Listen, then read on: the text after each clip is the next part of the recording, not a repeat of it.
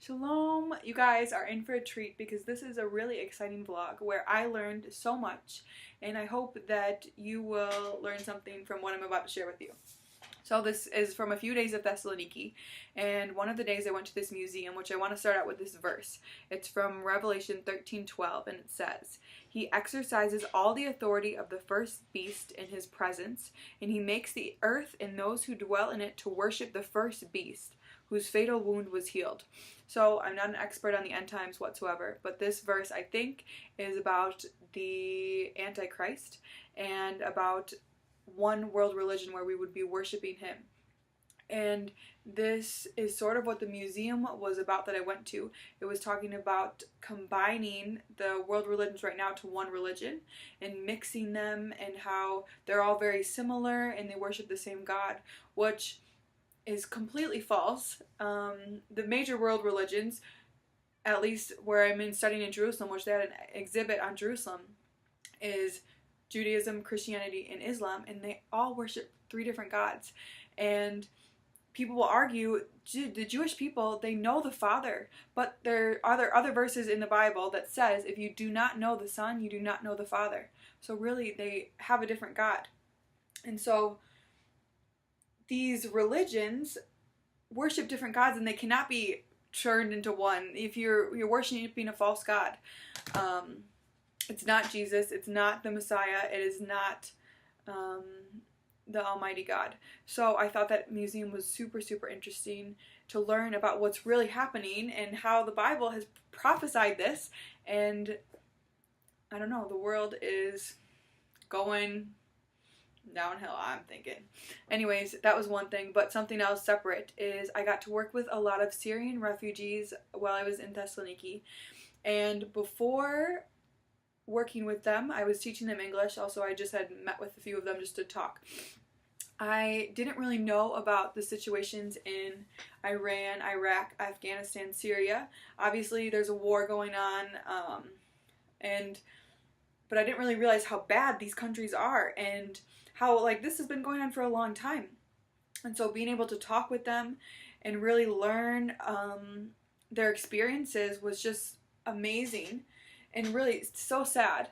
And so I really have a heart for them. I love them so much. I made some really, really good relationships, people that I'm still in contact with, and I was in Greece a while ago.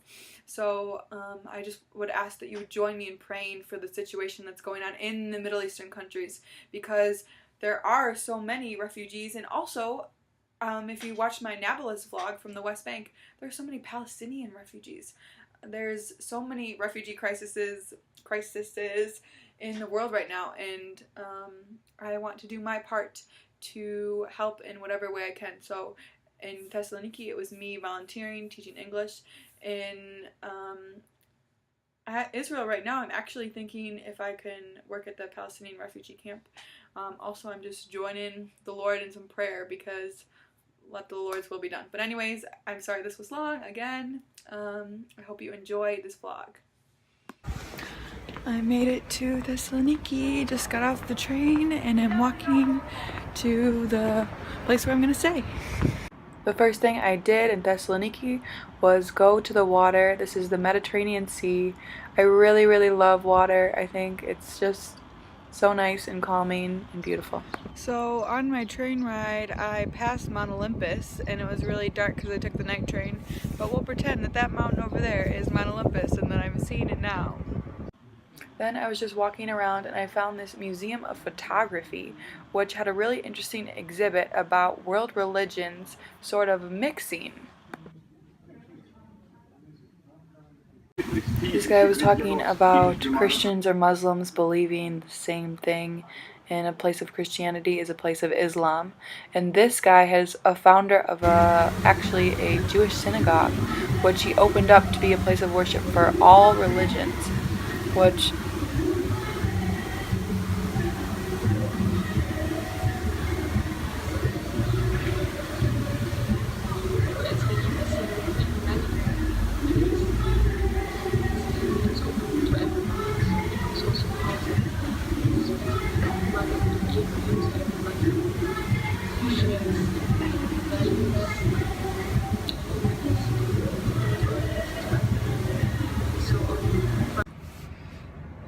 So I just went to that photography museum and it was actually so interesting. It was about religions and it had a bunch of pictures of Jerusalem, and it was talking about the separation of religion there, and then it actually talked about the Balkans and Greece and Syria and Egypt and how a lot of the religions are actually coming together in those countries.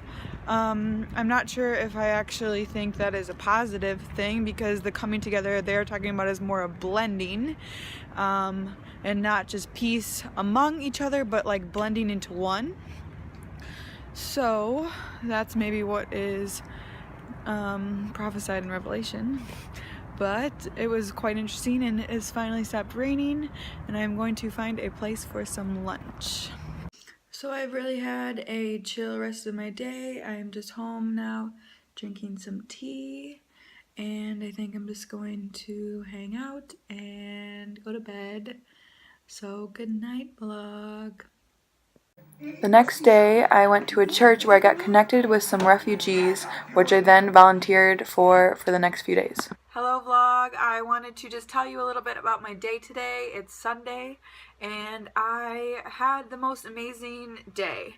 I got to spend it basically just talking to some refugees from Syria, and it literally just broadened my perspective on the war. So last year in politics class at UW-Madison, we learned about the Syrian war, and we learned about the different sides, the Kurds and the government and the opposition and other countries' involvement. And here I am today getting to spend the entire day talking with Syrian war refugees. It is sort of like a really humbling experience. I really cannot communicate with you all that I learned, and I cannot communicate with you their struggle and what they're going through here today, but I just want to tell you all that I learned. So this lady, her name is Janan, and she is from the coastal parts of Syria, and she was explaining to me that in the center is more, I guess, religious and more focusing on their Muslim faith, I guess, and so they are much more religious, and they, like, the women aren't really educated. She lives on the coast, so she got to go to school, and she is an English teacher, so her English was very good, and I got to speak with her. And I was so lucky to have met her at this church because she translated for me. We had lunch with these two Arab women who also are refugees from Syria. I got to talk and ask questions with them. And then after that, I went to Janan's friend's house with a super nice family, Noor and Wael, and two little boys, and then one baby in the tummy, who also, they do not speak English, so she translated for me. So I got to speak with so many refugees today, and I was so lucky for Janan, who translated for me. Yeah, so she's lucky that she knows English because she's obviously now in Greece, and they don't speak Arabic here. They speak Greek, and some of them speak English. A lot of them speak English. Anyways, so the situation, I'll just tell you what she told me. Syria, like I said, the center is more religious, the coast is less religious, so she's educated. Okay, we got that part. Also, the center is where the war is happening. She lives on the coast, so she, and also the family, Wael and Noor, they were living in their homes up until 6 months ago. The war has been going on for 7 years, I actually don't know exactly. Anyways, they were fine. They said that life is normal. Their kids go to school, they work, la da da da da. However, in the center, there has been people exiting the country for a long time now, because if you're there, if you're living in the country, you either fight for the government or you fight for the opposition. They hand you weapons, and you need to fight. And so there has been many people exiting the country. She said that out of the entire population of Syria before the war started, it's cut in half now, because half of the people have either died or have left the country. And so it's gotten bad enough that the people on the coast need to exit the country. Janan, she got out. She told me her story. She had to walk 5 hours to Turkey from Syria, and she like had to do this overnight because she couldn't be seen. And then she took a boat, a rubber boat, she said, a rubber boat from Turkey to Greece, which is like a 1.5 hour boat ride. She did that, and she like landed in the islands, and somehow she made it to Thessaloniki. So that's her story. And she said that many refugees from Syria, this is what they do. They have to endure this long walk. I don't know how the family, they did do the same thing. I don't know how that they did it, because they have 2 young little children, 2 young little boys. But anyways, they had to make this walk and this boat ride. And she said that before you do this, you need to call a smuggler. And so she did this. She called a smuggler to help her get out of the country because it's so bad. So bad there. And yeah, she said, so Janan has 2 kids. She's divorced from her husband, and her 2 kids are 18 and 15, a daughter and a son, and they are still in the country because it was really expensive to leave. And she is here now, and she is trying to earn money so that she can bring them back to Greece. I asked her, like, do you think that you will go back to Syria? And her answer is unknown, because she doesn't know like what the situation in Syria is, how it's gonna unfold, and if the war is gonna escalate or stop. But anyway, she wants to get her kids out of the country. As I was with her, she said that her daughter had texted her and said that there was rocket attacks to their part of the outskirts of Syria, which normally they're safer there. The conflict isn't going on much on the outskirts, but I guess it's spreading, and so she really needs to get her kids out. And it's just so sad talking to her, and it's so sad talking to this family because they are here in Greece, but they don't speak Greek, and a few of them, all of the people that I talked to today, they don't really know English, other than Janan. And so how are they supposed to work here?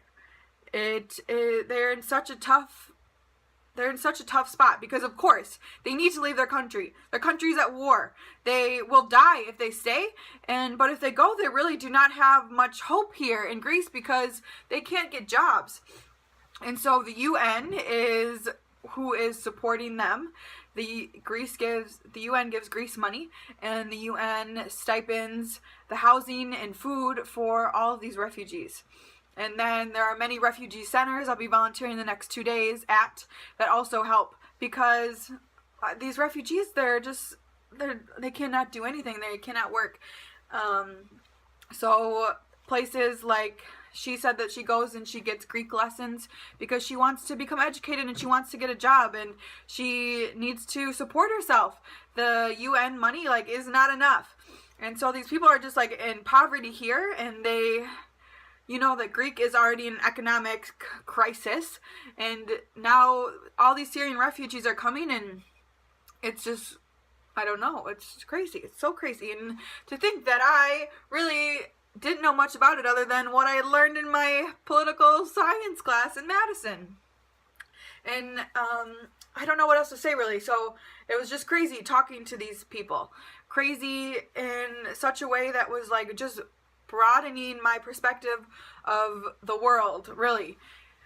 I don't know. It's crazy that their situation, it's so sad, and I don't know how to help them. I don't think the U.S. is educated enough, so I want to speak the truth and speak what is really going on. I think that the U.S. needs to step in and help, because to end the war, really. So they were talking to me, and I asked them, how do you think the war is going to end? And they said that actually the people who are trying to help right now is Iran and Russia, and they're trying to help for the wrong reasons. They are wanting the oil in Syria. Syria is a rich in oil country, and these outsiders, mostly Iran and mostly Russia, are interfering, and they want to overtake Syria and for themselves. They are really just jumbling up this conflict, and they don't really want to help. And so they said that the best solution would be to get these countries out and to rebuild the Syrian government. And I don't know how exactly the U.S. could help with that, but I just don't think that U.S. citizens are educated enough about what's really going on, because all the stuff that's going on with President Trump, and I'm not going to say what I think about that because I don't want to get political, but I think that the U.S. needs to be made more aware of actually the refugee situations, and because we should care as people. Any people should care, and especially as a believer and as a Christian, I'm going to support the people that I'm meeting, and I want to just tell you and to tell you and to pray, because we just need, I don't know. I don't think that we are praying enough. We are definitely not praying enough. I am in Israel, and obviously there's a big conflict there. And I don't think that the U.S. is also educated enough on that. We need, as believers in Jesus, it's our responsibility to pray for the world. And as I'm learning more about what's going on in the world, it's like, wow, the world really needs so much prayer. There are so many amazing people that need Jesus and that are struggling. So, yeah, I don't know what else to say, really. I think Syria is really in trouble, and they need the Lord, they need Jesus, and yeah, they also just need help because of their situation. So yeah, I had an amazing day talking to these refugees, learning so much about them, and now I know how much meeting them, it shocks me. Okay, wow, I really need to start praying for them. Now I know their names, I know these few people, and I can pray for their situations here in Greece, but now I can know what's going on in Syria more than I learned in my class, and really, now I have a heart for these refugees, and I just want to pray for the people in Syria. And I want to tell you to do the same, because the people need prayer. The people need help. So that's all I've got. I'm sure I'm going to have more. I'm here in Greece only 2 more days, and I'm going to be volunteering, so I'm going to be meeting more refugees and hearing more stories, and I will be sure to keep you updated. Thank you for watching, and I hope that this sparks something in you, and you will also get on fire and start praying to God and just God, have mercy on these people who don't know you. A lot that Syria is a Muslim country, and just, yeah, God, you know how to solve the conflict. We can see the Kurds and all these people and all this fighting and so many different sides, and the sides are fighting for different things, and all the people they are fighting, and we don't know how to solve it, but Lord, you do. So I'll just pray, Lord Jesus, please help these people. Please help the situation in Syria, and let your will be done. Thank you, Jesus. Thank you, everybody, for praying. I gotta go. It's been 12 minutes. I hope this helped you. Bye-bye. One more quick thing, I just wanted to add that yesterday I was with a group from YWAM, Kiev, Ukraine, and they had told me about, in 2014, they had a revolution against their government, a civil war, and there's a documentary about it called Winter on Fire, which they had told me to watch, and I just want to tell you to watch, because if you didn't know about what's going on in Ukraine, you can become more educated, but also it just reminds me of the civil war going on in Syria, so you should watch that. Okay, bye. Thank you so much for watching. If you have any questions of anything that I said, please ask. And if you have anything to add to the conversation, please also comment, because obviously I do not know everything. But I hope you enjoyed. Thank you so much, and I'll see you next time. Bye.